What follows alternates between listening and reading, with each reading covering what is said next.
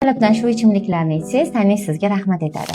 Imbirli suv ovqat hazm qilish jarayonini yaxshilaydi. Metabolizmni faollashtiradi, ichakdagi yallig'lanish jarayonlarini kamaytirib, shirinlikka bo'lgan ehtiyojni kamaytiradi. Keyingisi tuzli suv. Bu elektrolitlar balansini tiklaydi. Nerv va mushak faoliyati uchun juda ham muhim hisoblanib, natriy va elektrolitlar balansini tiklab beradi. Ayniqsa ko'p terlaganda va jismoniy mashq bilan shug'ullangandan keyin foydali hisoblanadi. Suv va olma sirkasi. Bu qorningizni yo'qotish uchun foydali bo'lgan ichimlik hisoblanadi. Sirkasili suv qondagi shakar miqdorini nazorat qilishga yordam berib, ishtahani biroz kamaytiradi va ovqat hazm qilishni yaxshilab beradi.